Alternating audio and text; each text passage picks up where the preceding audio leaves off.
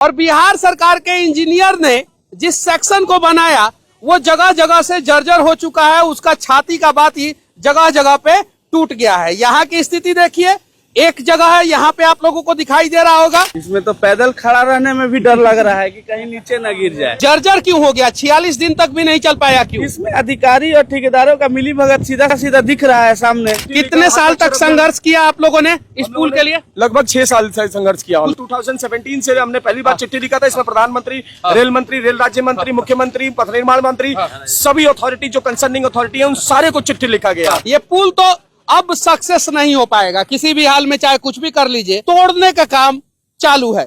अब कंपनी को black listed कीजिए या व्हाइट लिस्टेड कीजिए, कोई फर्क नहीं पड़ता। इस पुल का मैप है पूरा, और ये भाई साहब पूरा मैप का डिटेल्स निकाल के रखे हैं। इसमें ठेकेदार का जात देखा जाएगा, लेबर मिस्त्री का जात देखा जाएगा, जो अधिकारी करप्शन किया उसका जात देखा जाएगा।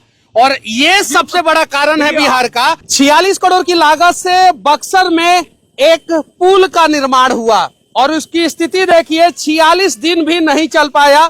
अभी धड़ल्ले से इसको तोड़ा जा रहा है। और सामने आप देख सकते हैं रेलवे ट्रैक, और रेलवे के ऊपर ये बना हुआ आरओबी है। रेलवे का सेक्शन कहा जा रहा है, सही है।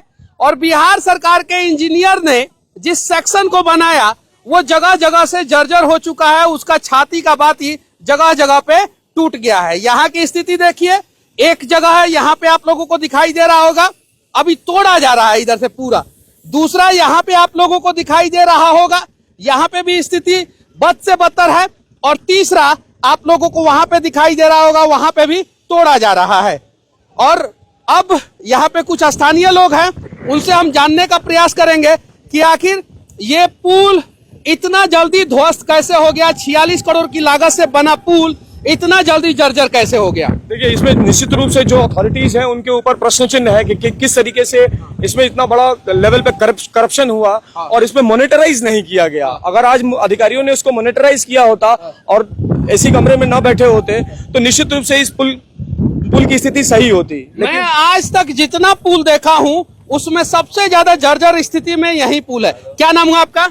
मेरा नाम रवि मिश्रा हुआ। अच्छा रवि जी, ये बक्सर का जो पुल है उसकी स्थिति देखने के बाद कैसी लग रही है आपको? इसमें तो पैदल खड़ा रहने में भी डर लग रहा है कि कहीं नीचे न गिर जाए। इसमें? हाँ। अच्छा, ये जर्जर क्यों हो गया? 46 दिन तक भी नहीं चल पाया क्यों? इसमें अधिकारी और ठेकेदारों का मिली भगत सीधा सीधा दिख रहा है सामने। हाँ। कि ये जर्जर स्थिति होगा ही। इसका सारा चीज गड़बड़ है। सारा चीज गड़बड़ है। हाँ।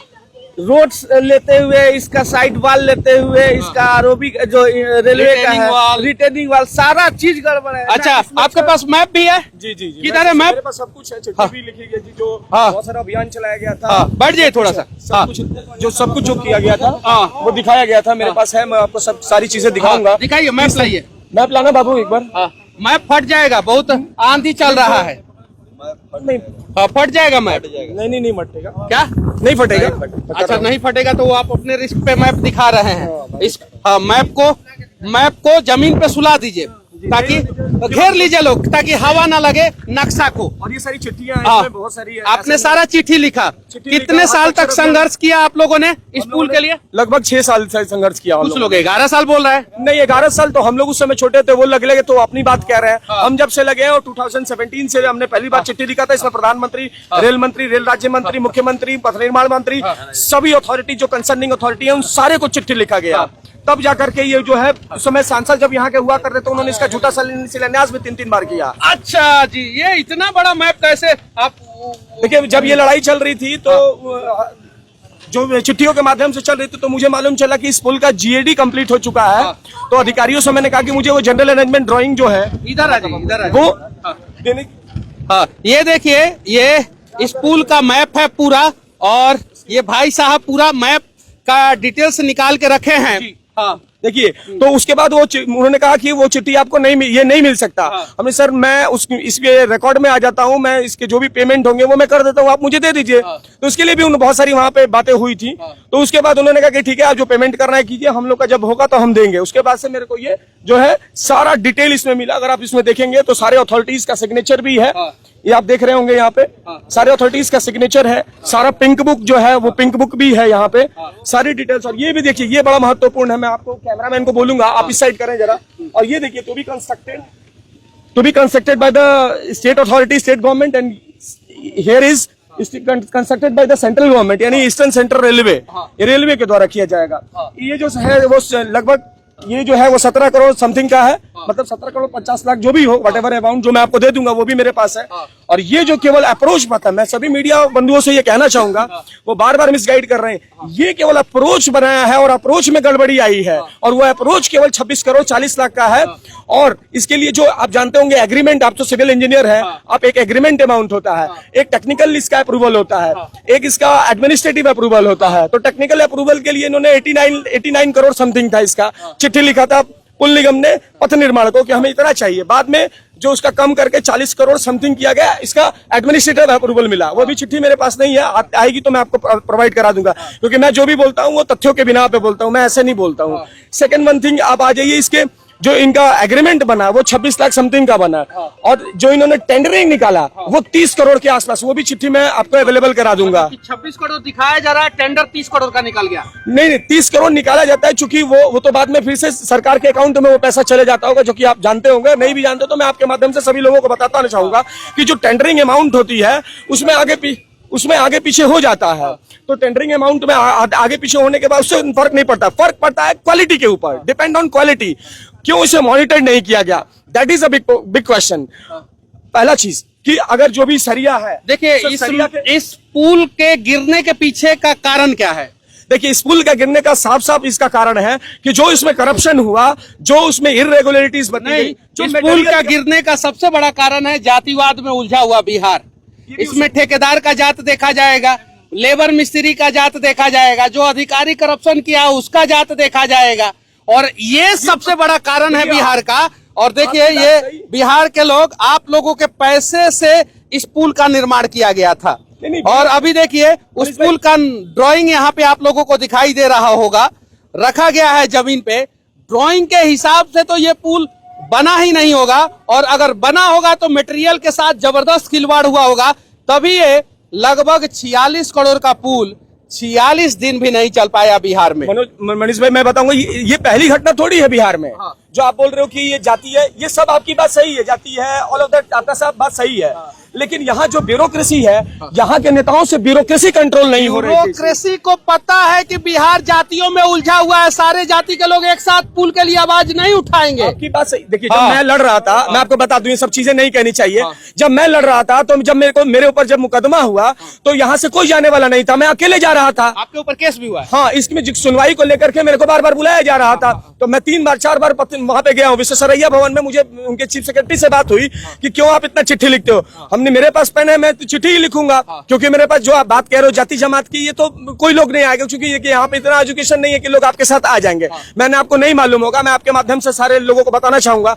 इसके लिए हमने इतने बड़े स्तर पे हस्ताक्षर अभियान चलाया था, लगभग 1 लाख से ऊपर हस्ताक्षर करा गया, प्रधानमंत्री कार्यालय को भेजा गया, पोस्ट कार्ड अभियान चलाया गया, वो सब कुछ किया गया जो किया जा सकता था। और अधिकारियों से जाकर मिलना अपना पर्सनल, चूंकि ये समाज का काम था। और आज सभी लोग जिस तरीके से तत्पर है, उसी तरीके से जब इस पुल का बन रहा था, सभी लोग इसके मॉनिटरिंग पे सवाल उठाते, क्योंकि सब बन रहा होता, सब लोग देख रहे होंगे ना। उस समय किसी ने कुछ नहीं बोला। अब इतने तत्पर लोग हैं कि मैं पिछली बार आया था यहाँ पे, तो मेरे साथ बदतमीजी करने का प्रयास किया गया, और जबकि मैं इस पुल का हकीकत ही दिखा रहा था। मैं सवाल सरकार से ही पूछ रहा था, और 20 से ज्यादा वीडियो बना चुका था इस पुल के ऊपर। आप देखिए इसकी स्थिति क्या है कि इसके अंदर भी कुछ लेबर मजदूर यहाँ पे बैठे हुए हैं और काम कर रहे हैं। ये पुल तो अब सक्सेस नहीं हो पाएगा किसी भी हाल में, चाहे कुछ भी कर लीजिए। और ये देखिए, यहाँ पे भी पूरा तोड़ने का काम चालू है। अब कंपनी को ब्लैक लिस्टेड कीजिए या व्हाइट लिस्टेड कीजिए, कोई फर्क नहीं पड़ता। जनता का पैसा का तो दुरुपयोग हो गया, भ्रष्टाचारियों ने जनता का पैसा के साथ खिलवाड़ कर दिया है। अब मैं बक्सर के लोगों से कहना चाहता हूं कि कहा जाता है कि यहाँ का विधानसभा और यहाँ का लोकसभा बुद्धिजीवी वर्गों का विधानसभा है और बुद्धिजीवी वर्गों का लोकसभा है, रहने दीजिए वहीं पे। उसके बावजूद यहाँ पे इतना बड़ा गड़बड़ी हो गया और अभी तक शायद से 3 इंजीनियर पे कार्रवाई हुआ है। और लोगों पे क्यों नहीं कार्रवाई हुआ? 3 इंजीनियर पे कार्रवाई हुआ है और जो जो कंपनी है इसको बनाया है उनके FIR हुई है। और अभी ऐसी सूचना है, मेरे पास वो डॉक्यूमेंट नहीं है, मैं विदाउट डॉक्यूमेंट, जैसा मैंने इनिशियली आपको बोला, मैं नहीं बोलता हूँ, मेरे पास वो डॉक्यूमेंट आएगा तो मैं बता दूंगा। शायद वो कंपनी को 15 ईयर्स के लिए बैन कर दिया गया है। अब हाँ, 15 साल के लिए बैन कर गया। नाउ पॉइंट इज दिस कि यहाँ पे जो स्टक कर दिया गया है फाटक, लोगों के आने जाने की समस्या हो गई। अब मैं आपके कैमरामैन को बोलूंगा इस साइड दिखाए, इस पे हजारों गांव हैं। ये हम सिकरौल की तरफ जाता है, इस साइड उधर जाएंगे तो इटाढ़ी जाता है रास्ता। वो रास्ता सभी लोग, जो मान लीजिए कोई डेड बॉडी लेके आया, कोई मान लीजिए अपना वो एम्बुलेंस से कोई आया, तो यहाँ के विधायक और सांसद ये समस्या का समाधान करें। यहाँ के जितने बड़े छोटे नेता हैं वही समस्या का समाधान नहीं करते हैं ना सर। जो भी छोटे बड़े नेता जिनके भी छोटे नहीं करते हो, दोनों लोग अपने घर पे रहते हैं। सुने तो आप ही है ना भैया, मैं बता रहा हूँ, अगर ये कर ही रहे थे। यहाँ के समस्या का समाधान कैसे होगा? युवा है भैया आप, यहाँ का समस्या का समाधान कैसे होगा? संविधान जो बना रहे हैं, जो बना रहे हैं वो जानते हैं। भैया यहाँ के समस्या का समाधान कैसे होगा? सबसे पहली बात है मलिक जी,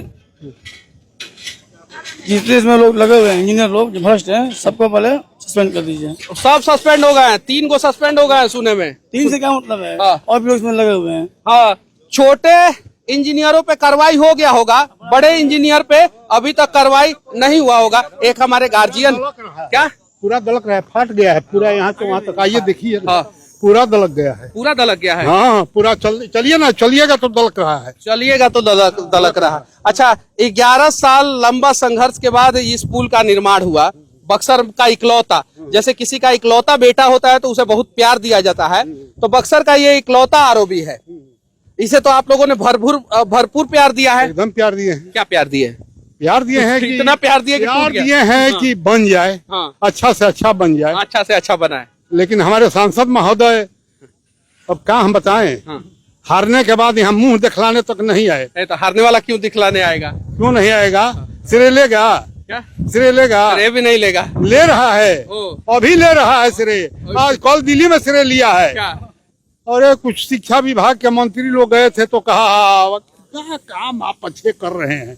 जगजीत जी, आप बहुत अच्छा काम कर रहे हैं और आपके जैसा युवा बिहार के हर एक शहर में एक हो जाए तो मैं दावे के साथ कहता हूँ बहुत बड़ा सुधार हो जाएगा निश्चित रूप से। लेकिन बहुत बहुत धन्यवाद। जब आप राजनीति में जाइएगा, कदम रखिएगा और चुनाव लड़ने का प्रयास कीजिएगा और कहिएगा कि मैं अच्छा काम करना चाहता हूँ, तो शायद हाँ। आपका भी स्थिति इसी पुल के जैसा कर दिया जाएगा। आपकी बात एकदम से सही है, लेकिन मेरा अपना मानना है कि चूंकि स्वामी धरा को माँ मानते हैं, तो जब माँ के लिए लड़ रहे हैं तो इसे इफेक्ट नहीं पड़ता है कि आप मुझे देंगे नहीं देंगे। हम उस थिंग्स में नहीं, अगर जाए होते मनीष भाई तो वो दिन भी याद है मुझे जब मैं बक्सर स्टेशन पे 6 बजे पहुंचता था और मैं अपने फेसबुक से लिखता था कि कोई हो जो मेरे साथ चल सकता हो। तो आपने इतने लोगों से मिला होगा, किसी की हिम्मत नहीं होती थी जाने के लिए, किसी की हिम्मत नहीं। इसीलिए हम आपको बोलते हैं कि जब भी कोई लड़ाई लड़िए वो अपने दम पे लड़िए और अपने, चूंकि हम कलम के सिपाही हैं तो हम कलम से लड़ेंगे। हमने ग्राउंड पे भी बहुत कुछ किया, लेकिन यहाँ पे हमने जब अपना अभियान निकाला था, जब इस पुल को लेकर के, जब उन्होंने अश्विनी चौबे जी ने इसका गलत उद्घाटन कर दिया था, 3 बार उद्घाटन किया। अगर इनिशियली अगर पॉइंट उद्घाटन हुआ था 3 बार की शिलान्यास हुआ था। देखिए 3 बार उसका शिलान्यास हुआ था। एक बार किया जब मेरा पूरा अभियान चल रहा था तो उन्होंने किया कि भाई अब तो ये पुल का निर्माण, ऐसे बहुत से 3 बार हुआ। और मेरे पास चूंकि चिट्ठी आ जाती थी और एक ईश्वर की कृपा बाकी थी। बिहार के लोग, आप लोग आरजेडी, बीजेपी, जदयू और कांग्रेस में उलझे रहिए, जात में उलझे रहिए और सब जात के लोगों का हक यहाँ के नेता समय समय पे मारते रहेंगे।